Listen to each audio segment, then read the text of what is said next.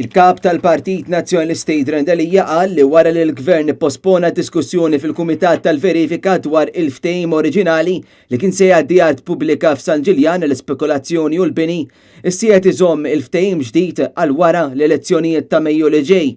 L-art fil-Bajja ta' San Ġorġ se tinbidel minn waħda pubblika għal spekulazzjoni u l-bini u saħansitra se jonqos ukoll l-iżvilupp turistiku.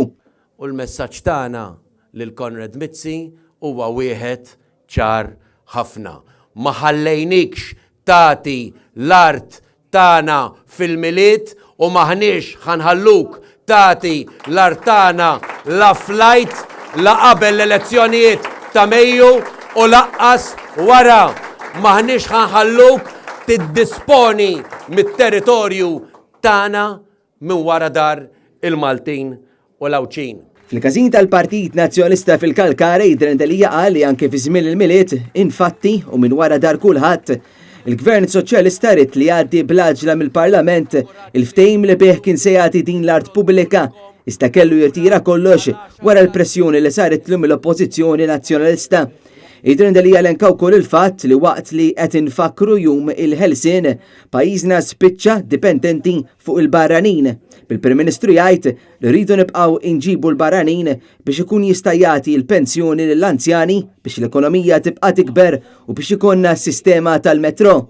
Il-Gvern Soċjalista ġab il-ħaddiema barranin biex ikabbar l-ekonomija bil-popolazzjoni u issa tgħidilna li sirna niddependu fuqhom għal kollox. U qal li l-Gvern m'għandux pjan fit-tul għal problemi li tkabbir fil-popolazzjoni qed iġġib fuq bosta setturi oħra bħall-infrastruttura, il-pagi u l-ambjent. Fil-ġurnata illi suppost qed niċċelebraw il-ħelsien ta' pajjiżna għandna ċertifikat tal-Gvern illi ġejna dipendenti mill-barranin. Ġejna pajjiż maħkum mill-barranin. Qed inġibu iktar barranin f'pajjiżna biex joħonqu dak illi hu Malti. Adrian D'Elia qal li 5 xhur ilu l-Gvern kellu jagħlaq is-sena 2018 b'surplus iżda spiċċa b'deficit ta' 70 miljun euro. Dan juri li l-Gvern Soċjalista tilef il-kontroll tal-finanzi tiegħu meta siet l-ispiża ordinarja biex jirbaħ il-voti, positions of trust lil tal-qalba mit-taxxi tal-poplu. Kompla li l-Gvern tilef il-kredibilità b'rapport tal-Manival li kixef il-possibilità li pajjiżna jitpoġġa fil-lista sewda bil-Gvern li spiċċalu s-surplus iżda ma jistax isolvi l-problemi li qed jaffaċċjaw in-nies u l-pajjiż. Appella lill-Gvern biex jippubblika minnu fih ir-rapport tal-Greco li jirrimarka nuqqas ta' ħeġġa tal-Gvern Soċjalista f'Malta fil-ġlieda kontra il-korruzzjoni. Sur Prim Ministru, jekk qed tistenna sentenza tal-qorti fuq Lee Grant fuq il-Greco report, m'għandek xejn xi jżommok.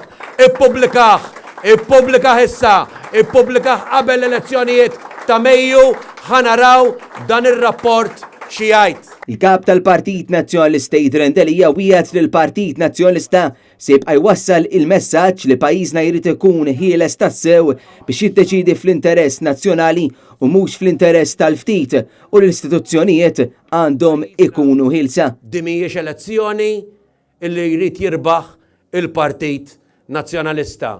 Din hija elezzjoni illi għandu bżonn jirbaħ il-poplu Malti u Awċi kollu.